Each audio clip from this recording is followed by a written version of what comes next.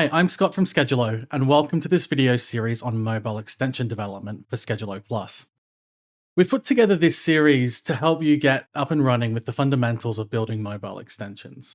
And in this series, you will be getting hands-on building mobile extensions, and by the end of it, you will have built and deployed your very own mobile extension, possibly even more than one. We will be using some common developer tooling, such as an IDE and the Skedulo CLI. However, honestly, you don't need experience as a developer to build mobile extensions. And if you've never heard of an IDE or CLI before, please do not worry, we will cover all of this as we go along.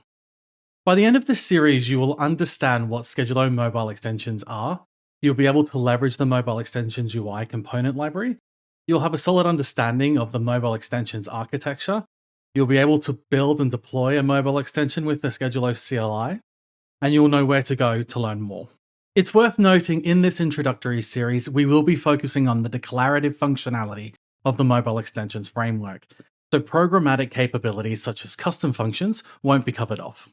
So to get the most out of our time together, it's a good idea to have access to a non-production Skedulo environment you can experiment in, for example, a development environment, an IDE set up along with the Skedulo CLI, a high-level understanding of the Skedulo data model, and a basic understanding of GraphQL. But if you don't worry, we've got some great content you can check out, see the prerequisites section in the description below, and once you've done that, come back to this series and you'll be all set.